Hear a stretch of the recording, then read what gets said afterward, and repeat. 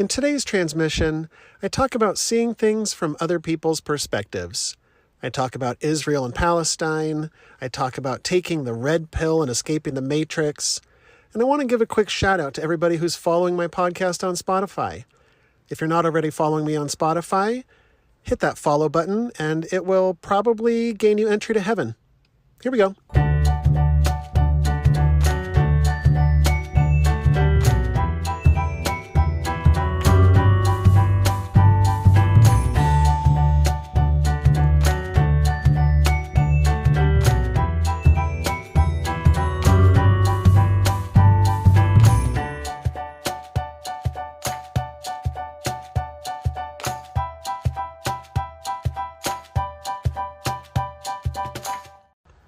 Hello, my darling Misfits. Welcome back to the cult. That's me, Matt Owens. Today I want to talk about Israel and Palestine, Ukraine and Russia. Really want the larger conversation to be about duality in this world and what I've done the last several years to sort of extricate myself from that duality, to live in the world but not of the world situation, and how it's brought me more contentment and more happiness. So that's what we're going to dive into today. We're going to talk about the matrix, okay? Taking the red pill. It's going to be a good conversation. So I just want to give you a little backstory on me. If you haven't read my biography, it hasn't been written yet. So maybe you've astral traveled and read it. Let me know how it is, please. In 2020, I had what I would call a major spiritual awakening. There are some people who would call it a midlife crisis, but I call it a spiritual awakening. It's nothing that I did or I didn't attain it, or it was just sort of something that sparked within me. It was as if a light switch had been flicked that had never been flicked before. And suddenly I found myself seeing things in a way that I had never seen things before. And it was very jarring, to say the least. And for those of you that have sort of gone through this experience, perhaps you can relate to what I'm about to talk about. It's like you see a color that nobody else can see, that you have never seen before.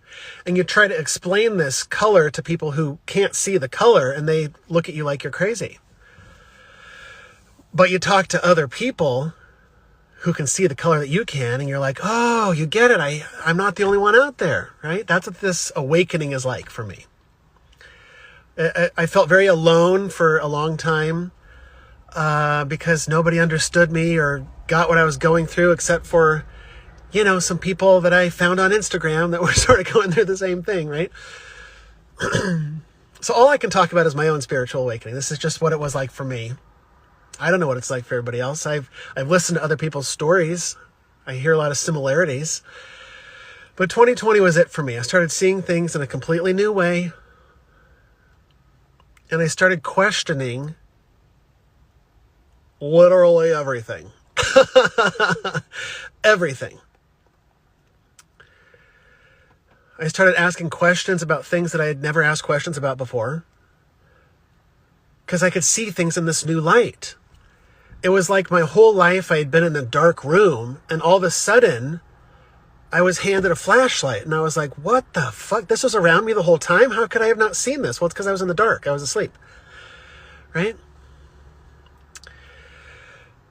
And so it was very jarring for me during this awakening, because I started seeing things in a new way, and it scared me. It brought a lot of fear because I didn't understand a lot of the things that I was seeing. And I had to work through that. This is around the same time when I started Googling things like, why do some people think the earth is flat? Why do some people think the moon landing was faked? Okay? These are things that I had never thought to question because it was so absurd. Why would I ever even give an ounce of energy towards why the earth is flat. It's ridiculous. Those people are insane. It's a waste of my time and energy to think about these things. Until I started looking into these things, right? And I was like, holy shit. For me, it wasn't like whether or not the moon landing was fake. That's not what this conversation is about. It's about seeing for me, it's about seeing it from a different perspective. Like, holy shit. I can at least see why some people think that. Like, it makes sense, actually, why they say that. I don't happen to believe it, but maybe. Now I'm like, well, if that was true, maybe everything else is wrong, like maybe we've been misinformed this whole time. I often use the example of Galileo. Guys, I have the voice of an angel, but I'm not gonna pull that out of my back pocket right now. We're gonna keep that. I won't go into full operetta mode, guys. Galileo Galilei. That guy was a real rebel. He went against the church, the knowledge of the day that said that the earth was the center of the universe and everything rotated around it. And he was the first to say, excuse me, guys, I think you got this wrong. There's the sun, you see, and we go around the sun. And they essentially crucified him for it. Not literally, of course, guys, but... And so oftentimes we're told things as if they're fact. This is science. This is medicine. They know what they're talking about. But if you know anything about history whatsoever, oftentimes we're wrong about stuff. Okay? The people who are in charge, the people who know what they're talking about, scientists, doctors, politicians, the president, our governments, pharmaceutical companies, these people have our best interests in mind, right? That's what we've always been told. That's what the programming is. But when you start digging a little bit deeper, you're like, oh shit. Things were not as they appeared my whole life, right? And I got real worked up during this period of time. For those of you that know me in real life, or watched my videos at that time, you know what I'm talking about. Guys, I've grown, okay? I've grown. I'm an ever-blossoming flower. That was a chapter of my life that I went through where I just got real political. I got real strong ideas and opinions and beliefs about the government, about, science, about, medicine, about these things. And I grew up in a house that really encouraged, or I should say, my mom's side of the family, they enjoyed a real good debate.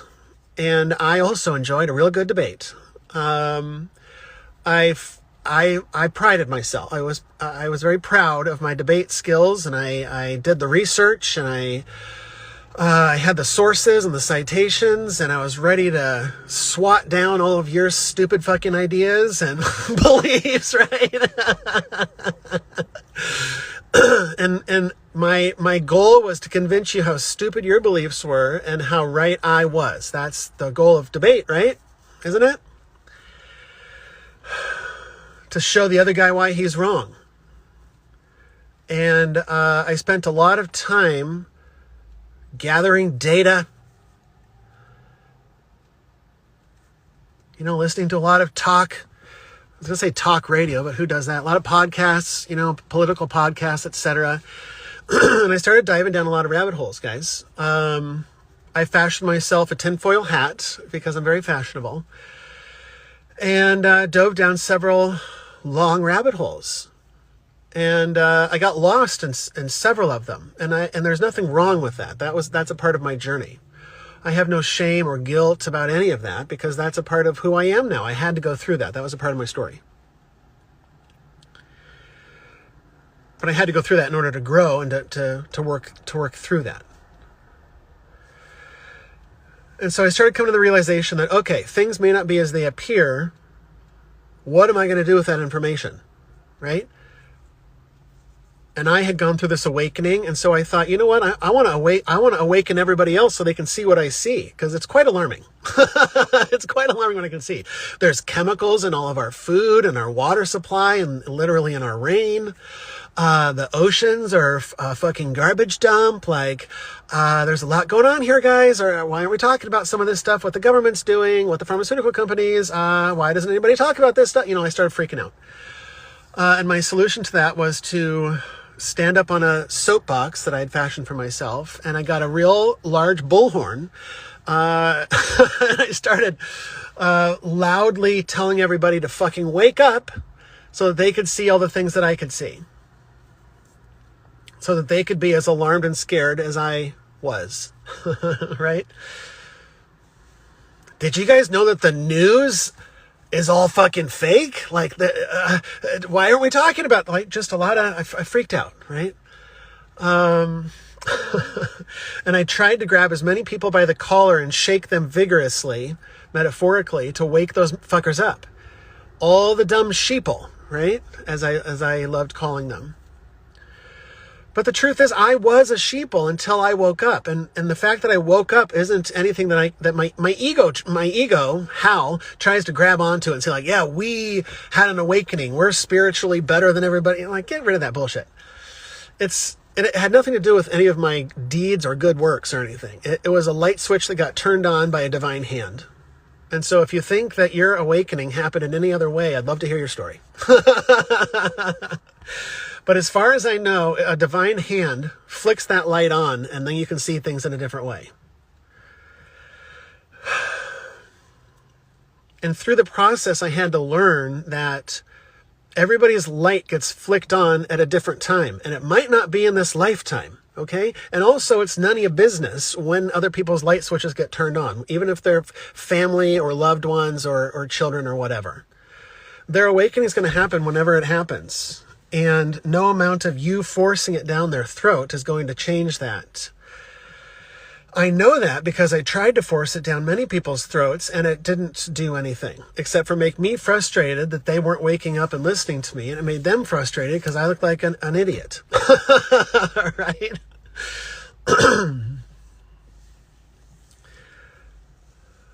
I got caught up in this idea that we're in the Matrix, like the movie The Matrix, for those of you that don't know. This simulated reality, right? And if we only just take the red pill, then, you can see things for how they truly are. It's symbolic of a spiritual awakening, right? And so I tried to red pill as many people as I could because I had taken the red pill. That's what I thought. That's what I had told myself. That's a story I chose to believe, right? All these are just stories. Your entire belief system is just like something you've chosen to believe. You ever think about it like that? It's just a story or something that you heard somewhere and you're like, yeah, I like that. I'm gonna go with that one. Like, it's just something, it's a story you chose to believe.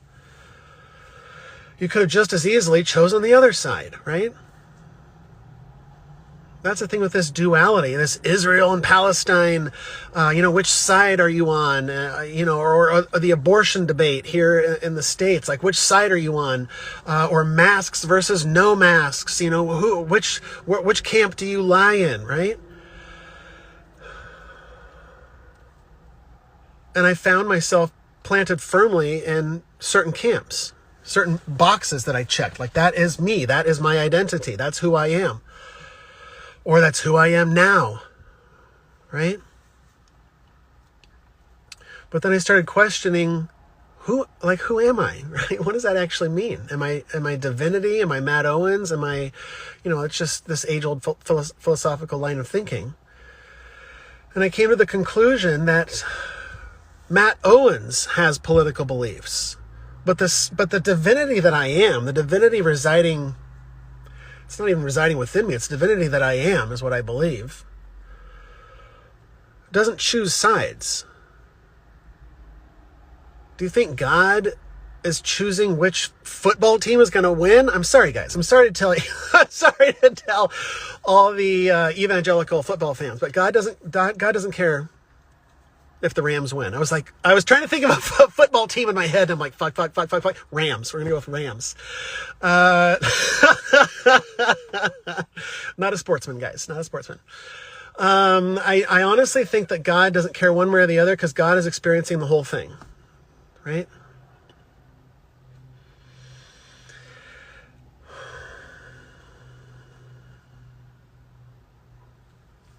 And so I think that when we lock ourselves into a belief system, or, are we on Team Israel or Team Palestine, or, Team Russia or Team Ukraine?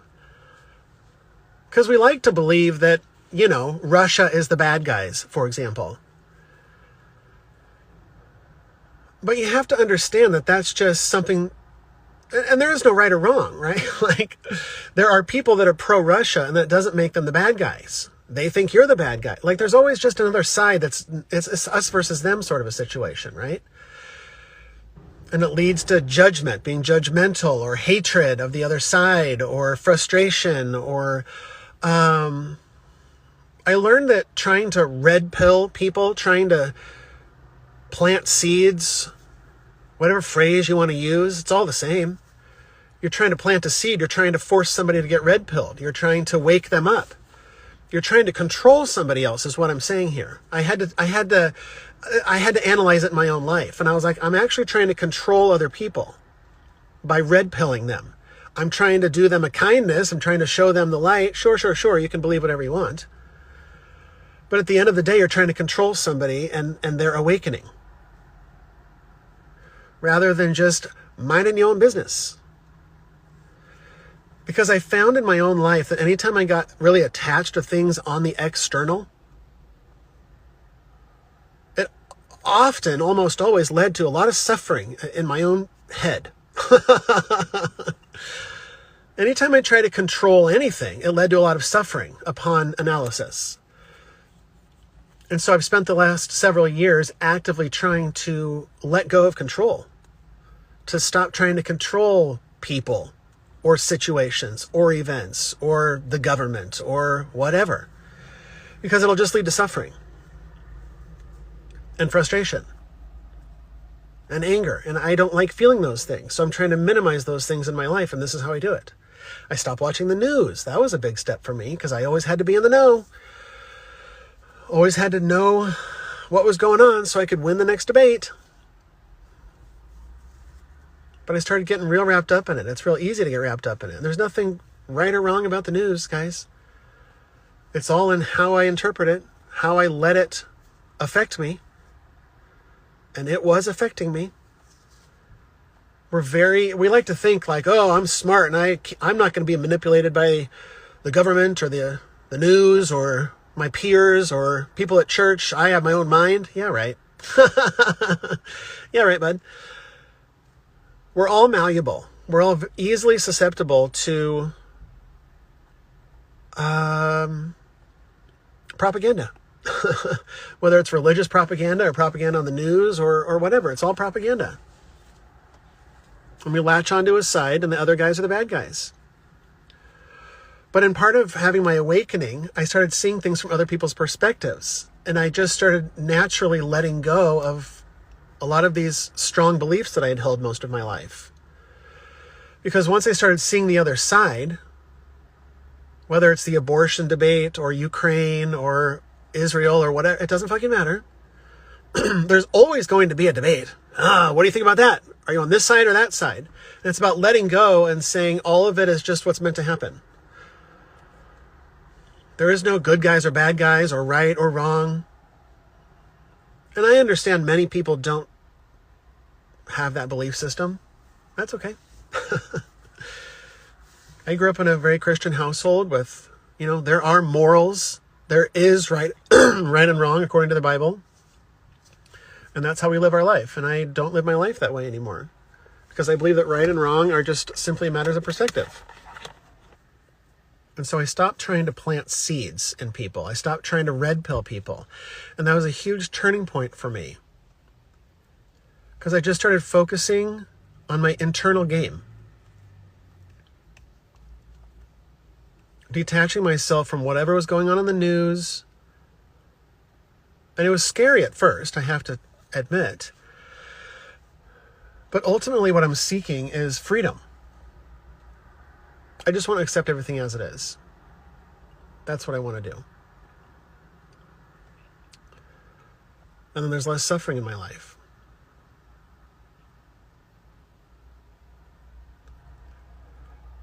And so as soon as I started just working on my own heart, my own fears, my own shadows, tending to my own garden rather than trying to plant seeds in your garden, that was a big turning point for me. I stopped trying to control all of it. Because really at the end of the day, I can't control what the government does.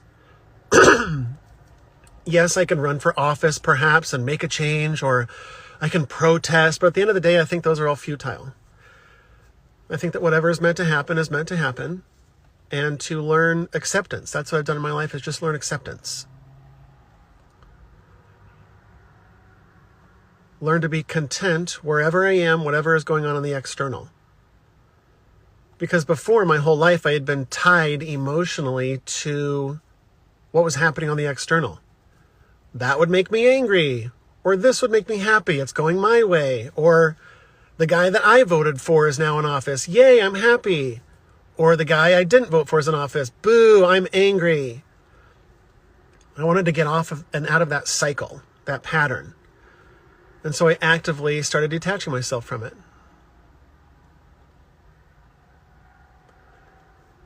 And I have to tell you now, it's so freeing. The only time that I ever really understand when things are going on in the world, like the Israel-Palestine thing, is if I overhear people talking about it. Or I happen to see, a newspaper in the grocery store or something. Like, I just am totally in the dark, and I'm totally free from all of it. And so I finally feel free for the first time ever. That I'm living in the world, but not of the world. Love you. End transmission.